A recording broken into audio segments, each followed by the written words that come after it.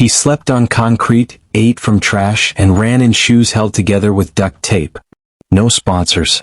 No trainers. Just fire in his lungs, and ghosts chasing him. The world saw a broken man. But when that starting gun fired, he didn't just run a race. He ran for redemption. For every forgotten soul. For every night he didn't die. And when he crossed that finish line, he didn't just win a marathon. He proved something no one saw coming. You don't need a home to find your purpose. Watch the true story of the homeless runner, who became a legend. Rain lashed the broken windows of a gutted building in South Chicago as thunder rolled like war drums over the city. Inside, curled on a pallet of newspapers and rags, lay a figure so still he could have been mistaken for trash. But his eyes were open, wide, hollow, watching the storm like it had something personal against him. His name was Malik Reyes, once a high school track star with Olympic dreams. Now, just another ghost of the streets, 27, rail thin, a cracked heel from worn-out sneakers sticking out from the blanket of his coat. He hadn't eaten in 2 days. His breath steamed in the cold air, but his mind burned with a memory. He could still hear the roar of the crowd from his last race, 3 years ago, before everything fell apart. His mother died from an overdose, his scholarship collapsed, and the weight of everything he never asked for crushed him into the dirt. He ran from it all. Literally. Until there was nowhere else to go. Tonight, the pain in his legs was worse than usual. But not from running. From not running. His muscles ached for motion, his bones for purpose. Every fiber of his being told him he wasn't done. Not yet. A loud crash outside snapped him back. A trash can flipped over, followed by cursing. Drunks or worse. Malik clutched his bag, his only possessions. A torn photo of him and his mom, a dog-eared race bib from state finals, and a crumpled flyer for the Millennium Marathon. Prize $50,000. He'd stared at that flyer every day since he found it in a puddle behind a liquor store. Not because he believed he could win, but because it reminded him who he used to be. A sudden knock at the doorframe jolted him. He sat up fast, fists ready. "I ain't looking for trouble," came a gravelly voice. A shadow stepped forward. Tall, wrapped in layers of mismatched clothes, face hidden beneath a soaked hoodie. "You already found it," Malik growled, standing. The man lifted his hands. "Just need dry ground. Got something to eat? Split it with you." Malik hesitated, then nodded. Hunger has a way of breaking walls faster than fists. They ate in silence. 2 bruised apples. Half a sandwich. The man chewed slowly, like every bite was sacred. "You run?" the stranger asked, his eyes scanning Malik's frame. Malik frowned. "What?" "Your legs. Your breathing. I seen runners. You're one. I used to be. Don't look used to me. You still are." Something about the man's voice, it was low, grounded. Like stone that had seen fire and survived. "Who are you?" Malik asked. The stranger pulled back his hood. His face was leathery, darkened by sun and age, eyes sharp with knowledge and pain. "Name's Buck. Used to train soldiers. Then life trained me back." Silence hung between them, heavy with stories unspoken. Malik didn't want company. But something about Buck didn't feel like charity or pity. It felt like someone who'd seen the same kind of hell. "You ever run a marathon?" Malik asked. Buck chuckled. "I ran through minefields in Kandahar. Different kind of pacing." Malik cracked a smile. "First one in months." It felt foreign. "Got a race coming up," he said, pulling the flyer from his pocket. Buck took it, examined it. "You thinking of running this?" Malik shrugged. "Thinking doesn't mean much out here." Buck nodded slowly. "That why you stopped?" "What?" "Running." "That why you stopped?" Malik didn't answer. He didn't have one. Or maybe he had too many. The booze. The grief. The noise in his head that said he wasn't worth saving. Buck tossed the flyer back. "You got legs. You got lungs. You got a fire still burning. That's more than most." Malik looked at the flyer again. Then at his shoes, holes in the soles, the stitching long dead. The kind of shoes no man should run in, let alone chase a dream. "You really think I could do this?" Buck's eyes didn't blink. "I think you already know the answer. Just scared of it." The wind howled. The roof creaked. That night, Malik lay awake as rain whispered through the cracks. He watched the lightning draw lines across the dark sky, like a finish line he hadn't reached yet. The next morning Buck was gone. But in his place, wrapped in a plastic bag beside the pallet, were a pair of battered but intact running shoes, Buck's size. Malik stared at them, then slipped them on. They fit. Not perfectly, but better than what he had. The city outside was still cold, still hard, still unforgiving. But he stepped into the dawn like it owed him nothing, and that gave him freedom. He jogged down the alley. The motion was awkward at first. His body resisted, screamed. But he didn't stop. He passed chain-link fences, boarded storefronts, empty benches he'd once slept on. He ran past the weight of memories and into something that felt like possibility. And at the edge of an old basketball court, he found Buck again, waiting, arms crossed, stopwatch in hand. "Thought I'd find you here," Buck said. "I didn't say yes. You didn't say no either." Malik took a breath. The cold bit his lungs, but it felt good, clean. "I want to try." Buck smiled, slow and tired. "Then let's get to work." And with that, the clock started ticking, not just on the stopwatch but on something far deeper. A return. A rebirth. One step at a time. The camera pans upward as Malik sprints across the cracked pavement, shadows trailing behind him. Somewhere beyond the concrete jungle, a finish line waits. And someone finally is running toward it. Rain spatters the concrete like a ticking clock, each drop an echo in the forgotten part of the city. Streetlights cast long shadows, bending over dumpsters and broken benches. A distant siren howls and a subway rumbles beneath the surface.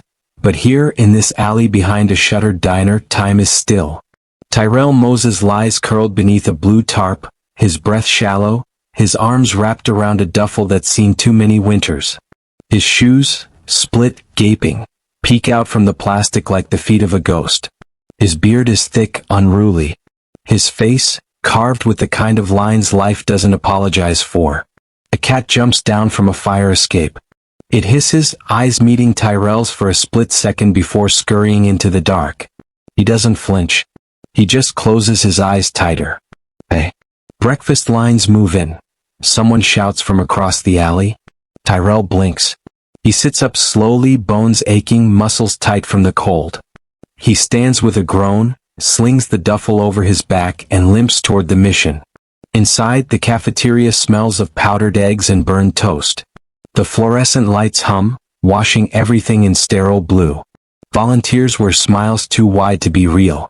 A girl with braces hands Tyrell a tray. He nods, barely. A paper flyer is taped to the table he sits at. Community marathon. Open entry. Grand prize, $1,000. He stares at it like it's a message from a past life. Tyrell reaches for the toast, but a hand slaps down beside it. Jackson, grizzled, loud, the kind of guy you can't ignore even when you try. "You gonna win us a medal, Forrest Gump?" he cackles. Tyrell doesn't smile. "Used to run," he mutters. Jackson rolls his eyes. "Yeah, and I used to fly jets. Now I fly a shopping cart." But Tyrell's fingers linger on the flyer. That night, under the glare of a street lamp, Tyrell stands at the edge of the city park's cracked track. His breath fogs the air. His hands tremble as he ties the frayed laces of his sneakers. One step. Another. His legs remember. He moves like an old machine shaking off rust. Ankles wobble. Knees scream. But his rhythm returns. Not fast. Not graceful. But persistent. A memory surfaces. He's 8. Barefoot in a cotton field. Wind in his ears. Mama cheering from the porch, her apron flapping like a flag. "Run, baby. Run like the wind gonna carry you home." His eyes sting. He pushes harder. An hour later, he collapses on a bench, gasping, head tilted to the sky. His heart pounds a drumbeat of something he hasn't felt in years. Purpose. In the shadows behind him, someone watches. Gus Lopez is 57, lean and scarred. His eyes are sharp, his right leg drags slightly. Once a coach, once a husband, now just a night janitor at the city gym. But he knows runners. And he knows pain. He says nothing. Just walks away. Over the next few nights, Tyrell returns. Always alone. Always pushing. Until one night, Gus steps out of the dark. "You breathe too shallow," he says. Tyrell spins, fists clenched. "Relax. Just saying." You got lungs like a freight train but no control. You ever run for real? Tyrell nods. Then why you look like you're trying to kill yourself out here? Tyrell shrugs. Ain't got much left to kill. Gus crosses his arms. You want to just run circles till you drop, fine. But if you want to win something, anything, you need to learn again. From the ground up. For a long moment Tyrell says nothing. Then he nods once. The next night they meet under the same lamp. Training begins in silence.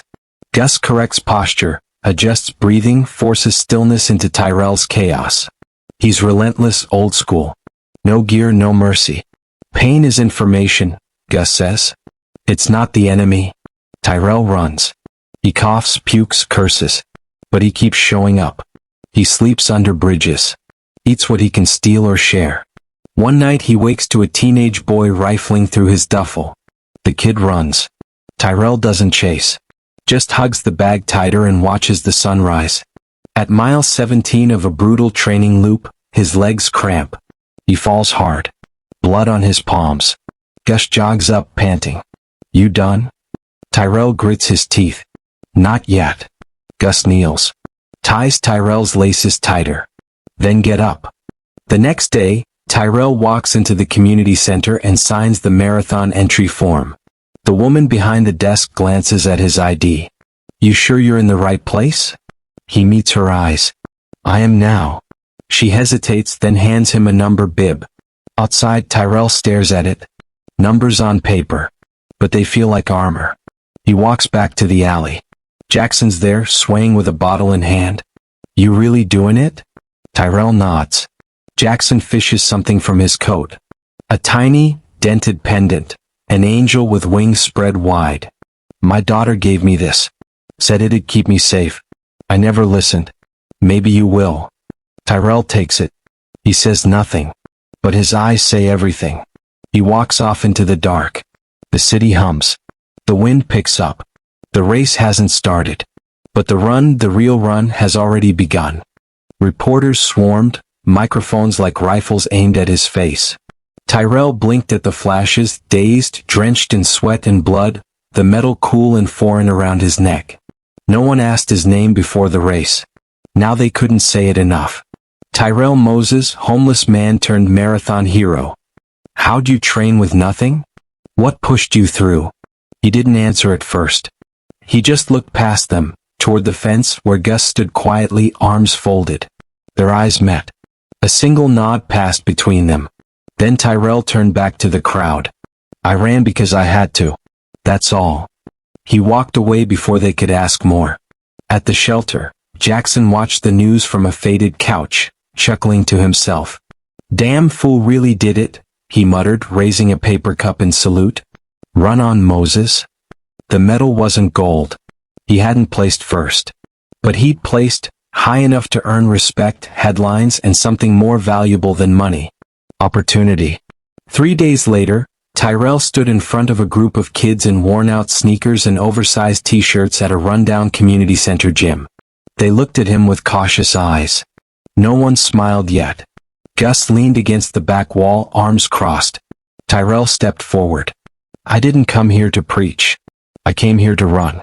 If you want to do more than survive out there, if you want to fight back with every step, come run with me. He turned, walked to the door, and started jogging down the cracked sidewalk. After a long pause, 2 kids followed. Then 3 more. Then the whole group. Every afternoon they met at the park. Gus trained them quietly, just like he had trained Tyrell. One boy, Malik, had a limp and never spoke. Another girl, Jasmine, ran like she had wings. Tyrell watched them with something close to awe. They were him, just earlier in the race. Weeks passed. Donations came in. Track gear. The center repainted its walls. The news moved on, but the work didn't stop. Tyrell ran beside the kids every day, rain or shine. He didn't sleep in the alley anymore. A local business owner offered him a small apartment in exchange for maintenance work. Gus had helped paint the kitchen. Jackson brought a crate of mismatched dishes and called it a housewarming. One evening, Tyrell sat alone on his tiny porch, looking out at the city lights. He held the angel pendant in his hand, rubbed his thumb across the worn edges. There was still so much to fix. So much he'd lost. But for the first time in a decade, the silence didn't hurt. Malik appeared at the steps, holding something behind his back. He looked nervous. "Coach Ty." Tyrell looked up. "Yeah." Malik handed him a drawing. It was crude, stick figures, misspelled words, but the message was clear. Tyrell standing in front of a cheering crowd, wearing wings. "Thank you," Malik said softly. Tyrell swallowed hard. "No, kid. Thank you." That night, he laced up his shoes and went for a run. Not to train, not to chase anything. Just to feel the ground under his feet. Just to remember what it meant to move forward. The streets were quieter now. Familiar. Not threatening. He passed the old track, the alley, the broken bench he once slept on. Ghosts clung to those places, but they didn't hold him anymore. He ran past them all, his pace steady, his heart light. In the distance, the city blinked with life. Somewhere, a boy was dreaming of outrunning his fears. Somewhere, a girl was lacing up shoes for the first time. Tyrell smiled to himself. The race never really ended. It just changed course. And he was still running.